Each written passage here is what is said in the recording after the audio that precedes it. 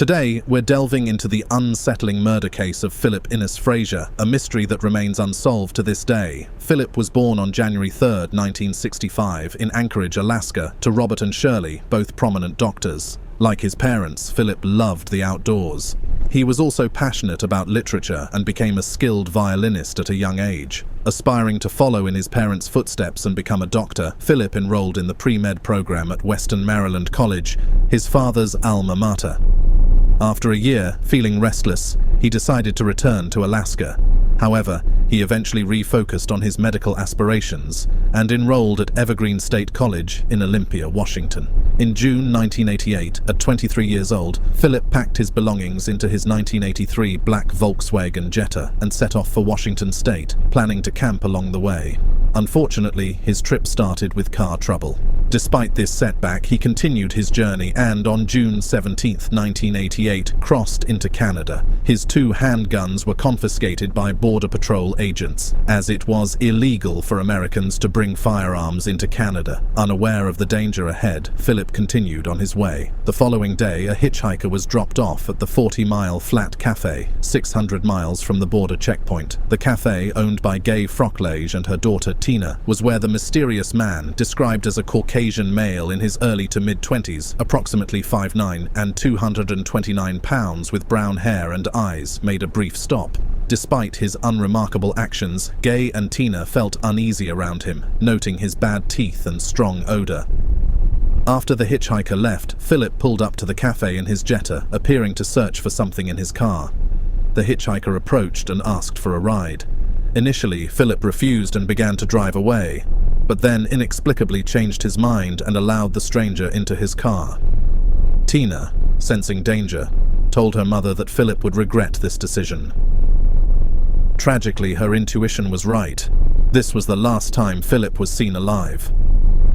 8 hours later, 200 miles south of the cafe, a hitchhiker flagged down Eddie and Pauline Olson. Claiming car trouble, he seemed nervous but not overtly suspicious. The Olsons, feeling sympathy, allowed him to stay in their basement in Kitwanga, a village within the Kitwanga Indian Reserve.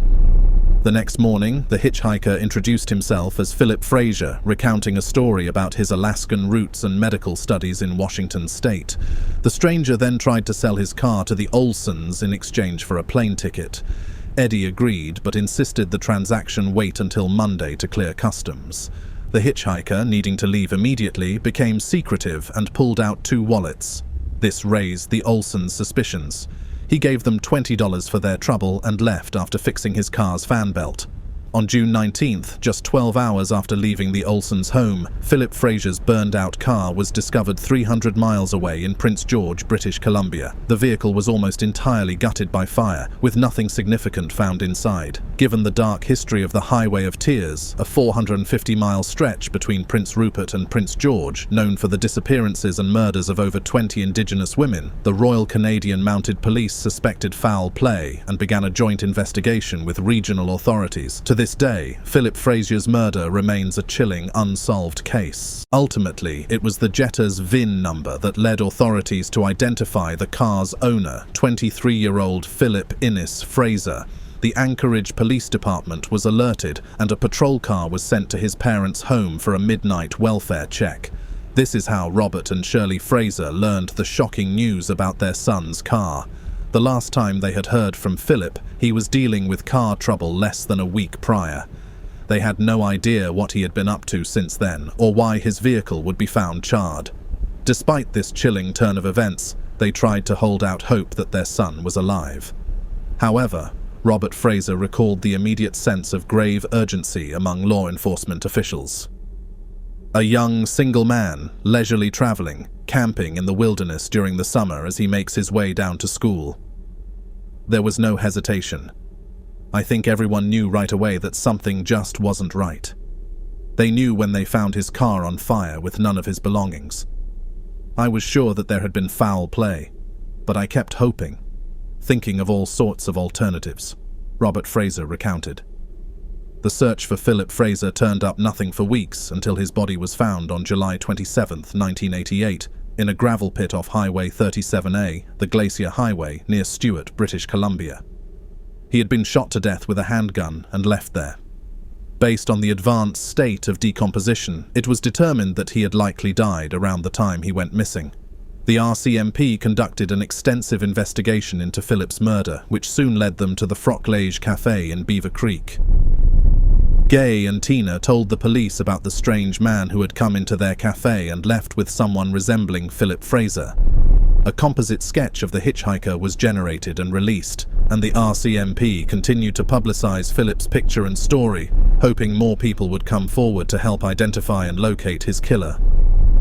Investigators spent weeks canvassing every restaurant and gas station between the 40-mile Flat Cafe and Prince George. Multiple witnesses, including the Olsons, came forward to assist the RCMP. They had seen and spoken with the hitchhiker in the days following Philip's murder and told similar stories of how the man had introduced himself as Philip Fraser and shared Philip's backstory as his own. Authorities believe that this man learned as much as possible about Philip before murdering him to assume his identity. They think he may have continued to pose as Philip for some time, and that he may still have Philip's credit cards, checkbook, passport, and birth certificate, none of which have ever been located. Philip Fraser's case remains open and unsolved. The identity of the hitchhiker, who was almost certainly responsible for Philip's murder, has never been discovered. The case was featured on an episode of Unsolved Mysteries in the early 1990s and has been covered on several podcasts in more recent years. One theory suggested that another individual linked to violent crimes at the time of Philip's murder might be the culprit. However, the RCMP has ruled him out as a suspect. Sadly, Philip's father died in 2014, never seeing his son's killer brought to justice. Philip's mother and the rest of his family and friends still hope that one day justice will be served and they will finally have closure. That's the story of the hitchhiker murder, or maybe it's not over yet. Subscribe to the channel for more fascinating true crime stories. For more in-depth coverage of important stories, stay informed, stay compassionate, and take